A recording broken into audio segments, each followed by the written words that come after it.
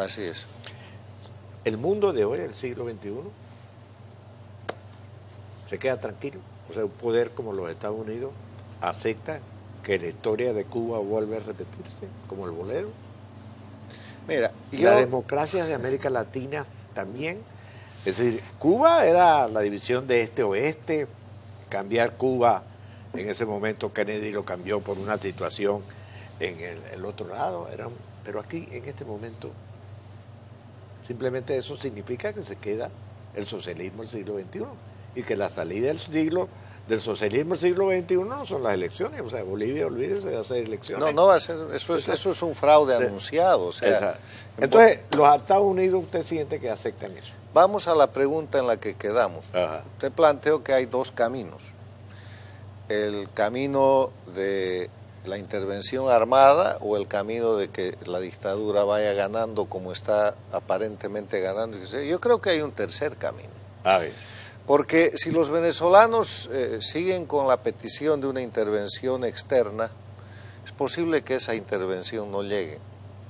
Lo que en mi criterio tiene que suceder, y lo vengo sugiriendo prácticamente desde 2 o 3 días después de que Guaidó se juramentó, es que el presidente Guaidó tiene que ejercer como presidente y tiene que formar gobierno.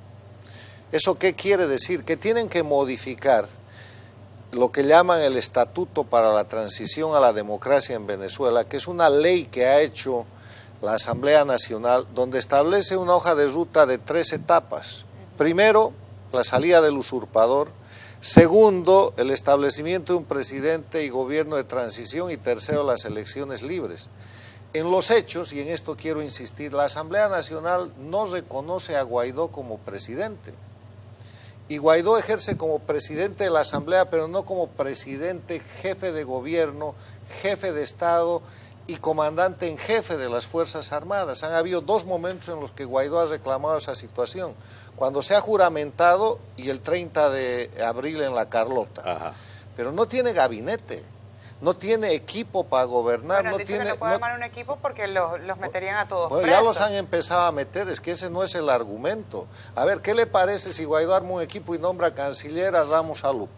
Y nombra ministro de Defensa a María Corina, y nombra al del otro partido, al segundo, al representante del partido de Borges, que está ahí, ministro de Justicia, y nombra ministro de Economía a alguno de estos grandes economistas que están en el exilio, como Moisés Naim o el otro que está haciendo un estudio, Hausmann. Ajá.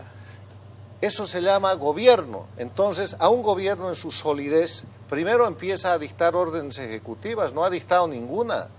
El nombramiento de los embajadores está hecho por la Asamblea y reconocido por todos los países. Entonces, señor Guaidó, ejerza como presidente, y si tienen que meterlo preso, que lo metan preso con la banda presidencial jugándose por Venezuela, porque si es presidente, es comandante en jefe, empieza a dar órdenes, destituye mandos, nombra mandos, recupera la tropa que tiene exiliada en Colombia, y no sé dónde se ha ido la tropa del incidente de La Carlota.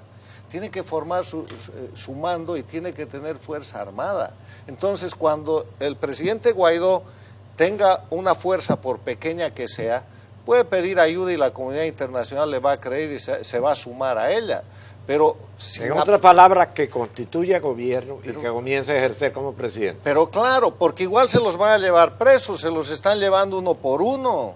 Mientras la Asamblea tiene la mala agenda de decir, primero que salga el usurpador, no va a salir. Primero tienen que establecer gobierno de transición y con ese gobierno sacar al usurpador, porque si no, no va a salir nunca. Porque o sea, y todo el esfuerzo que se está haciendo internacionalmente entre la OEA, la ONU, los embajadores que se han nombrado va a funcionar afuera, mejor, funciona, todo eso vale. Hasta el momento no ha funcionado. En otras palabras, lo que dice Carlos es, vamos a precipitar la acción internacional.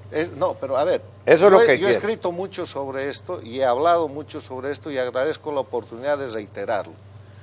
Si el presidente Guaidó mañana manda una comunicación a las Naciones Unidas, otra a la OEA, otra al Grupo de Lima y otra a la Unión Europea, pidiendo que las fuerzas de ocupación cubanas abandonen el territorio nacional.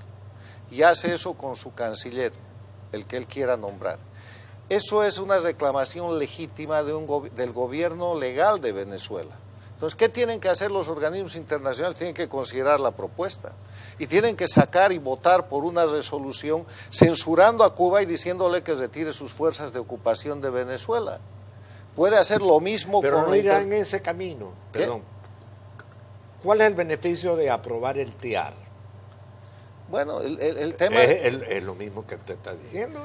Bueno, pero el TIAR es otra cosa. Es asistencia El recíproca. TIAR es un mecanismo, sí, pero ¿qué está haciendo con el TIAR Guaidó?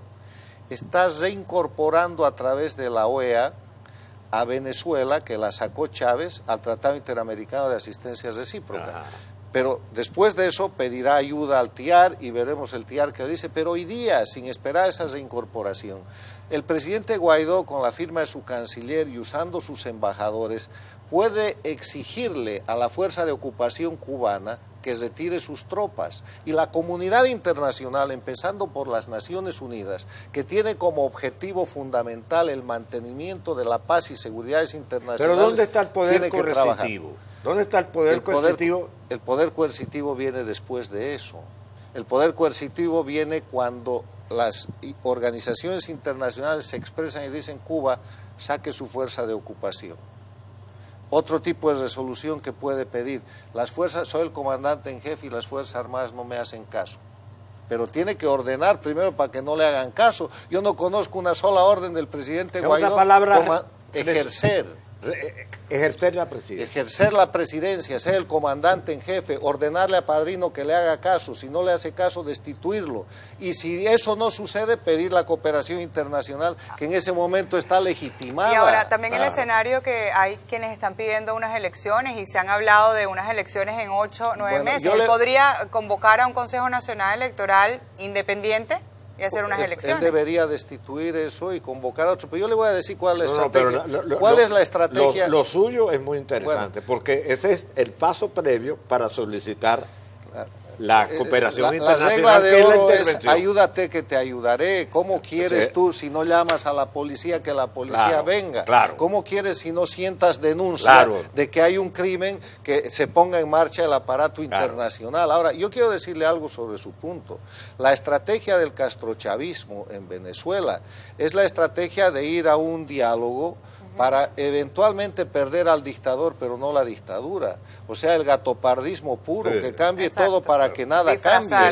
Y para eso, ¿qué tienen que hacer? Tienen que ir al diálogo y tienen que acelerar una elección. Y entonces, todos los ladrones, todos los autores de delincuencia organizada transnacional, los narcotraficantes, van a permanecer ahí como partido político negociando y consiguiendo votos para ser congresistas. Es bastante novedosa su tesis. No, pero está escrita desde hace 3 meses. He hablado con los embajadores de Guaidó para decirles, es esto.